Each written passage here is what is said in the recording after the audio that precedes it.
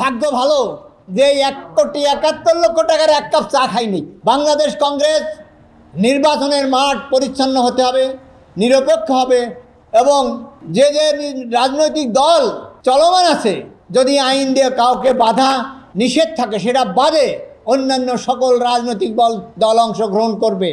কারণ ফুটবলের মাঠে যদি কাড়াকাড়ি না হয়, ফুটবল নিয়ে খালি একাই দৌড়াই, তাহলে অবস্থা বিগত দিনে যা ছিল তাই হবে।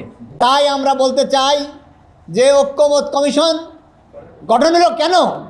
যে জুলাই বিপ্লবের মাধ্যমে দেশের যে সংস্কার, বিভিন্ন সেক্টরে যে সংস্কার হবে, সেই সংস্কারের মাধ্যমে মানুষ জানতে পারবে যে আমরা বিগত কর্তৃত্ববাদী সরকারের পতন ঘটিয়ে একটা সুন্দর সরকারে আনার জন্য আমরা ব্যবস্থা নিচ্ছি।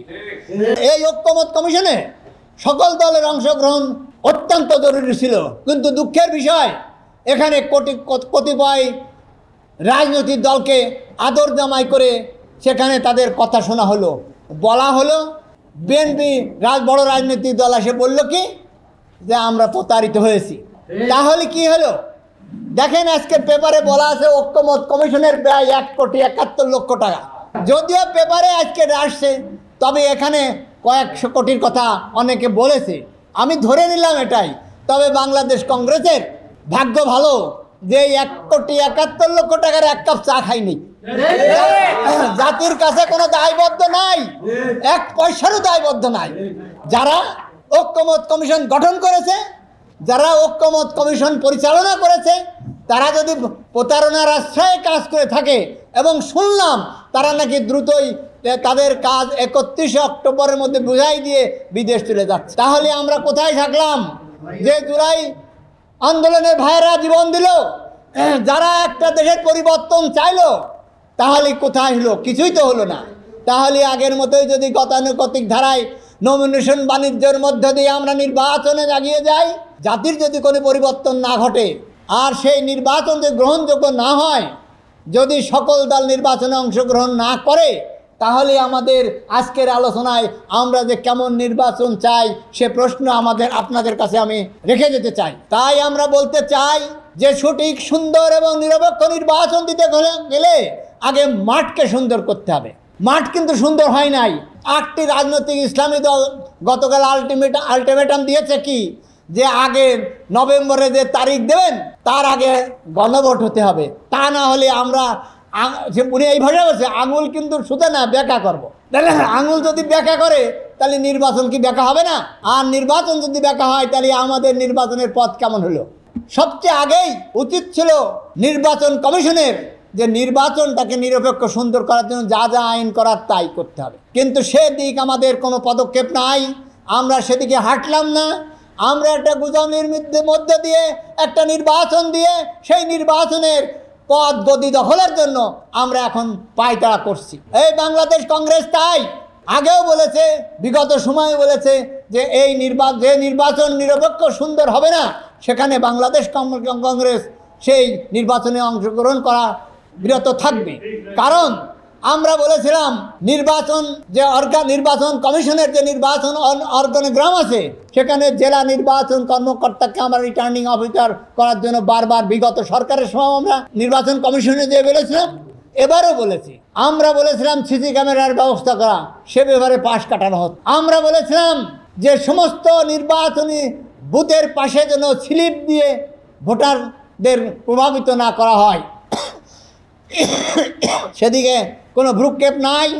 আজ ব্যানার পোস্টারে দেশ সেয়ে গেছে। এখান থেকে বেরোয় দেখেন ফার্মগেট পর্যন্ত হাজার হাজার ব্যানার। আরে নির্বাচনের তারিখ কি ঘোষণা হয়েছে? নির্বাচনের তফসিল কি ঘোষণা করা হয়েছে? তাহলে নির্বাচনে ভোট চাচ্ছি, কোন দিনের ভোট চাচ্ছি আমরা?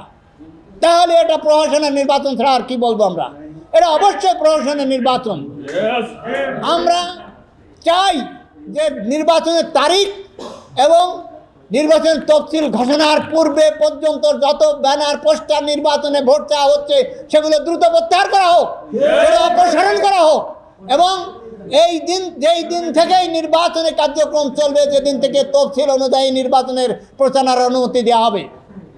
অতএব আমরা সুস্পষ্টভাবে বলতে চাই, দ্রুততম সময়ে তফসিল ঘোষণার পূর্ব মুহূর্ত এবং নির্বাচনের তারিখ ঘোষণার পূর্ব মুহূর্ত পর্যন্ত এই সমস্ত পোস্টার ব্যানার দ্রুত দেশ থেকে অপসারণ করা হোক।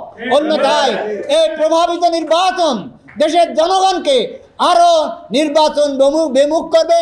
আগেও যেরকম অনেক ব্যক্তি নির্বাচনের মাঠে নির্বাচন কেন্দ্রে ভোট দিতে যেত না, শুধু আমাদের ওই প্রভাবওয়ালা দলীয় প্রভাবে যারা থাকে তারা নিজেদেরকে গুছায়ে ক্যারি করে তাদের ভোটগুলো দিয়ে নির্বাচনের ব্যবস্থা করত। ঠিক সেই পরিস্থিতিতে দেশ যাচ্ছে। আপনাদের দ্রুত ভাবতে হবে, এই পরিস্থিতি ঠেকানোর দরকার। এই পরিস্থিতিতে সুন্দর নির্বাচন কিভাবে করা যায় তার চিন্তা ভাবনা এখনই করা দরকার। শুধু প্রেস সচিবের কথায় যদি কোনো নির্বাচন ঠেকাইতে পারবে না ফেব্রুয়ারিতে, এই কথা দিয়ে যদি তড়িঘড়ি নির্বাচন করেন, সেটা হবে দেশের জন্য একটা কলঙ্কময় নির্বাচন।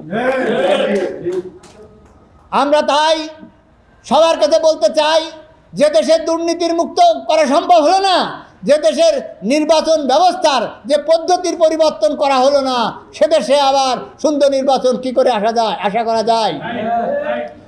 এখনো সময় আছে।